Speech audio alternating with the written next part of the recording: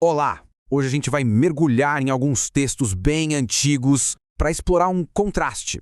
Sabe, um contraste que é simplesmente fascinante. De um lado a gente tem a constância, a fidelidade divina, e do outro, a nossa impressionante fragilidade humana.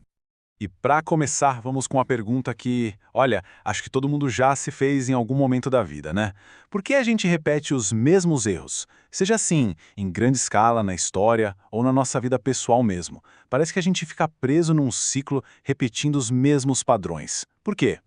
Bom, para tentar entender isso, a nossa primeira parada é no livro de Juízes. É lá que a gente encontra, sabe, um panorama histórico de um ciclo que se repete.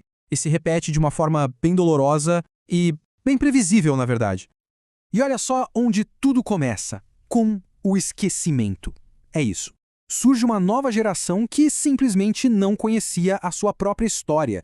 Esqueceu das suas raízes, dos princípios que guiavam o povo. E essa amnésia coletiva, digamos assim, vira o estopim para tudo o que acontece depois. E o que vem a seguir é esse padrão aqui, de 4 etapas.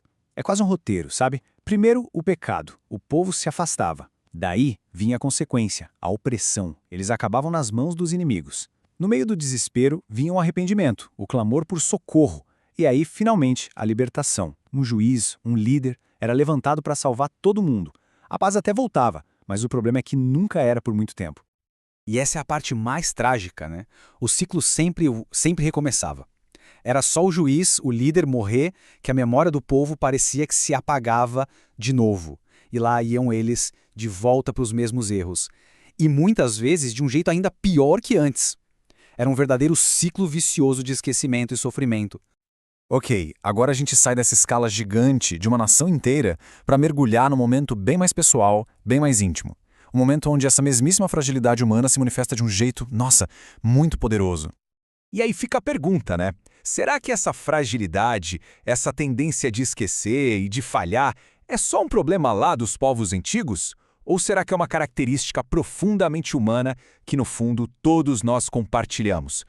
Então vamos para o cenário. A última ceia, lá no Evangelho de Lucas. Pensa num momento solene, um verdadeiro ponto de virada, onde uma nova aliança está sendo feita. A atmosfera ali é de uma conexão profunda, sabe? De um compromisso muito sério. E bem no meio desse momento todo, a gente ouve essa declaração. Que declaração forte de Simão Pedro. É uma promessa que vem do coração, cheia de convicção, de lealdade. Ela representa o auge da intenção humana, sabe? Aquele nosso desejo mais profundo de sermos firmes, de sermos fiéis até o fim. E agora, olha que interessante esse contraste. É brutal, na verdade. De um lado, a gente tem a promessa de Pedro, cheia de paixão. Senhor, estou pronto para ir contigo até para a prisão, até para a morte. E do outro, a predição de Jesus, calma, precisa. Antes que o galo cante hoje, você vai me negar 3 vezes. Isso aqui expõe de um jeito muito claro a distância que existe entre a nossa melhor intenção e a nossa capacidade real. Mesmo o seguidor mais dedicado estava prestes a falhar e de forma espetacular. Então, beleza. A gente viu essa fragilidade humana tanto no nível coletivo, com uma nação inteira, quanto no individual, com Pedro. A narrativa agora muda de foco. Porque se a humanidade é tão inconstante, onde é que a gente encontra um ponto de estabilidade? A resposta está num conceito fundamental, a rocha inabalável. Para ilustrar isso, o Salmo 92 usa uma imagem muito poderosa, a da relva. Os ímpios florescem como a relva. Pensa bem, a grama cresce rápido, parece forte, verdinha, mas é super frágil, efêmera. É uma metáfora perfeita para tudo aquilo que não é construído sobre um fundamento sólido. Pode até parecer que está prosperando por um tempo, mas não tem permanência nenhuma. E em contraste direto com essa imagem da relva, o Salmo 93 traz outra figura, um trono firme, estabelecido desde a antiguidade, desde a eternidade. Essa é a representação da estabilidade divina. Algo que não muda, que não vacila, que não depende de circunstância nenhuma. Então, o ponto crucial aqui é exatamente esse conceito, a fidelidade divina. É essa qualidade que serve como uma âncora, sabe? Num mundo cheio de mudanças e incertezas. Enquanto a lealdade humana pode falhar, e a gente viu isso com o povo de Israel e com o próprio Pedro, a fidelidade divina é apresentada como a única constante que é de fato confiável. Certo. Mas e na prática? Como é que todo esse contraste se aplica no nosso dia a dia? Depois de estabelecer essa diferença tão grande entre a fragilidade humana e a fidelidade divina, os textos nos levam a uma escolha fundamental. E é aí que entra o livro de Provérbios. Ele funciona quase como um guia prático, sabe? Ele pega essa verdade teológica gigante e destila tudo em sabedoria para o dia a dia. Basicamente, ele nos mostra que diante dessa realidade, existem dois caminhos que a gente pode seguir. E essa tabela aqui ilustra essa escolha de um jeito brilhante. É lá de Provérbios 14.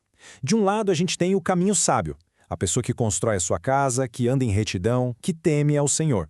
Do outro, o caminho do tolo, a pessoa que derruba a própria casa com as mãos, que anda por caminhos tortuosos, que despreza a fonte da sabedoria. No fim das contas, a grande lição que amarra todos esses textos, desde o ciclo histórico lá de Juízes, passando pela falha pessoal de Pedro, até a poesia dos Salmos, se resume a isso aqui: uma escolha diária. Todo santo dia a gente escolhe em qual fundamento estamos construindo a nossa vida. A gente está construindo sobre a rocha, sobre o que é sólido, ou será que a gente está com as nossas próprias mãos minando a base de tudo?